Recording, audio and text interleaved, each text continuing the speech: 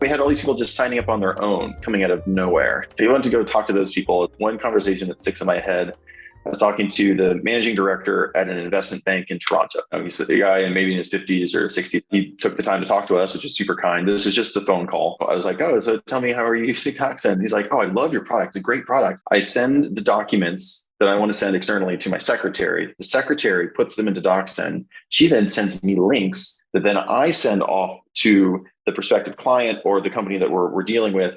And then she'll take screenshots and share those screenshots with me on the engagement of those documents. She's like, I love it. He's like, the craziest thing is that we just aren't paying. Welcome to Sit Down Startup Founder Podcast, where we interview top founders on all things growth, retention, expansion. It's our goal to help you learn from the best by hearing exactly what they did so you can apply those similar approaches to your seed and Series A company. I'm your host, Adam O'Donnell, former founder in Silicon Valley VC. I currently manage VC and startup partnerships at Zendesk for Startups here in Silicon Valley. Zendesk for Startups offers 6 months free for all things Zendesk for all qualified high growth companies. On this episode, I interviewed Russ, the co-founder and CEO of DocSend. DocSend was acquired by Dropbox back in March of 2021. On this episode, you're going to hear about the timeline of when they launched and how they really started to get that traction and hockey stick moment. 2 big lessons for me. To raise money, they knew that investors were going to say, why isn't Microsoft building this? Why isn't Google going to build this? So he said, we want to actually talk to Microsoft and talk to Google. And we're able to answer those questions preemptively. So keep that in mind when you're raising your next round. Also, a theme that I consistently hear, and I 100% support as a founder who gave away software for free for way too long. Start charging as early as possible in your MVP. You don't want to get bad signals from customers who aren't actually serious about the problem you're solving, and nothing says that they're serious about the price that they're willing to pay. So don't be afraid to do it. It might make some people leave, but you want them to leave anyways because they're giving you bad information on how to improve your product. It's a great episode. Finally, I want to mention our top partner, Brex. I'm sure you've all heard of them, but they help the fastest growing companies spin smarter and scale faster. They're really financial software and services designed for high growth companies. Check them out. Thank you so much for joining the show. Really excited to hear more about the early days at DocSend and some of the growth inflection points. But just to kind of start off, for anyone who doesn't know, and I'm sure that there's maybe 1% of listeners who don't know, what does DocSend do? And was it the initial product that you first started the company with? And is that the same thing it is doing now? Yeah, great question. At its core, DocSend is just an easy way to send documents to other people. Some people focus a lot on the per page analytics that we have, which is certainly a nice feature. A lot of people have in their mind the brand promise around control of these documents that you're sending, whether it's in fundraising or in sales or investor relations or all sorts of things. Basically, the question we had at first was why are people still sending attachments? There's so many ways to not send an attachment. And then our thesis was, well, attachments are bad for a lot of reasons. They clog up your inbox, they're gone, there are compatibility issues. You might not have Keynote, on your computer. We said, okay, well, we need to add enough value to the sender to make it worth their while. And then we need to make it easy enough that they're going to make that transition. And then we can change behavior and get people to not send attachments. And so that was kind of the academic thought process at the very beginning of it. And we just followed that thread. And actually, DocSend today is very similar to the seed deck that we had in 2013 in terms of what it ended up as. There's some embellishments on that end of being bigger. But yeah, the core of it is still the same. That is special. As you said, could you tell us just how big you are now? Our growth rate is accelerating. I don't think I can give specific numbers, but I think when Dropbox bought us last year, they bought us for $165 million. I think they kind of publicly stated that we were at about 15 million in ARR, but we've just been growing like crazy since then. And it's awesome because a lot of it's word of mouth still. It's just a great product. It spreads itself. And then our website is designed so that you can come in, figure out who do you look like under the personas that are in there, see how the persona uses DocSend. Our help center is set up to answer all your questions, sign up for a free trial. We only talk to 5% of our net new ARR every month. Everyone else kind of figures it out on their own. So we have learning paths when you onboard by vertical, by use case for all the messaging. So we just try to make it really, really easy to figure out what is DocSend and how it can add value to you. Oh, that's interesting. The onboarding by vertical, I might want to double tap into that because I know that that's going to make a huge difference when you're thinking what they're ultimately trying to do and not necessarily about early adopters are great. They will figure it out. They will use the products. And then But it's like for every like one early adopter, there are like 10 people who are like, no, you got to like spell this out for me in like detail. Why on earth should I bother to like use this thing? And what is this going to do for me in the need to, I have this need that I have at this point in time. And so for those people, we try to really make it explicit. This is how you use it. It's not rocket science. Like this is the value it adds. And then we also try to get in people's heads at that point in time, like, hey, here are all the other things that you could use DocSend for, because it is pretty flexible. We have a whole data room product. We have a whole e-signature product. There's a one-click NDA feature set that's really useful to people. So it's very flexible. We try not to assume that people will just figure it out on their own, and some do, but for everyone else, we try to make it pretty explicit. Let's just go back to maybe year one, year two. You've just launched the product. What's one of the most impactful growth strategies or tactics that you use to really get to that next level? I think like a lot of founders, I feel like if I did it again, I could do it in half the time. But as you said, starting two SaaS companies yourself, you learn a lot on the journey. So when we started DocSend, I like to say that you can often prove a bad idea is a bad idea if given some amount of time. But if it's a good idea, you just kind of fail to prove it's a bad idea. So before we started DocSend, we spent 3-4 months just researching different ideas, trying to prove out, hey, why hasn't someone built this before? Is there an obvious reason that this shouldn't exist? And so I went and talked to like Google and Microsoft and Dropbox. And I knew that in fundraising, one of the pushbacks would be like, well, why wouldn't Google build this? So we went and talked to Google. And the answer was just like, well, everyone says they might, but they're just not going to now. So, I think we've got a window of opportunity. We built out a prototype. The first users we had were the fundraising users. We didn't have a marketing site. We would just give people a login to DocSend and they would just use it for fundraising.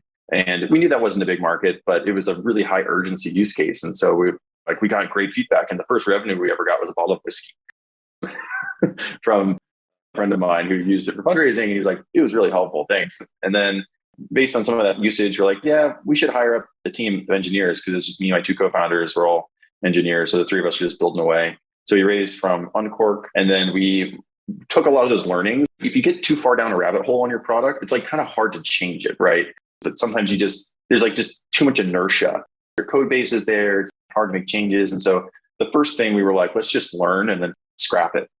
And we mostly did. And then we launched it at TechCrunch Disrupt in 2014 out in New York City to, fanfare. And it was funny. We didn't even make it past the first round at TechCrunch Disrupt. I remember one of the judges was like, so what you're saying is like, this is the 40 features that Google Drive should build. And I was like, kind of, I guess so. Sure, you can say that. We launched it and then we can go from there. But that was the first part of it, like getting it out the door. And when we launched it, TechCrunch Disrupt, we didn't even have a method to pay us. It's just a free product. We just wanted to get out there in the world and just see what happened to it. That's interesting. And what were the next couple months like after TechCrunch Disrupt? Did it just blow up or was it kind of just stagnant? No, it's one of those things. It's like hope isn't a strategy. We built the product, but there was no go-to-market plan behind it. We weren't even charging at that point in time. It didn't take off exponentially like some consumer-y thing, which is kind of what we were hoping for. But it did take off linearly. People kept signing up for it. And people did like the product. So the next decision point we raised a Series A then in 2015 from August Capital for like 8 million. This is like forever ago in startup years. That was considered at the time a reasonable Series A. And we started charging just $10 a month just to see if people would do that. All this everyone's like, oh, this is terrible. I can't believe you're charging me for it. And in retrospect, we definitely should have put in payment at launch. I feel pretty strongly about that. Like you need to monetize if you're adding value. I sold a couple like 50K deals, to like sales teams. So we pivoted to go up market and sell into sales enablement. And using our Series A money, we hired up a whole sales team. We started doing outbound sales as a, technical founder, learned all about the intricacies of outbound sales, hiring a VP, having SDRs and AEs and the handoffs and stuff like that. And that worked okay. But I'm sure a lot of other founders in like vertical SaaS specifically will know that like it can get really competitive. And if your competitors start with enterprise and sell to enterprise and are good at selling to enterprise, that's tough. So our competitors in that vertical raised a ton of money. It got like really hand-to-hand combat in like deals that we were in. And it was just like not especially fun. The next big point for DocSend, because if that was the end of the story, then it wouldn't be what it is today. But we always had our self-serve motion going on. in parallel with this like outbound enterprise motion. And what we did is I went back and interviewed a ton of the people who had the highest usage of DocSend. And in 2018, we came up with this theory that was like, there's definitely something here. And it doesn't need to be outbound enterprise sales. The brand promise we have is around control. And so we realized a few things. Okay, we're underpricing it. We're kind of misrepresenting what the value is because we just at the time said sales enablement on our website. And we still do sales enablement. A lot of our customers use us for that, and it's great.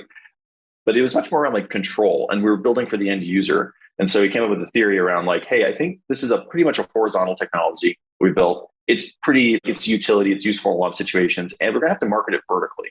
And so we relaunched our website. Our whole company was just like, is this a pivot? I was like, it's not really a pivot because we changed plans, pricing, and packaging. We did not change the product. And we had a lot of people who would try to get into the enterprise plan, and they're like, but they only need like 3 seats or something. And so we're like, you know what?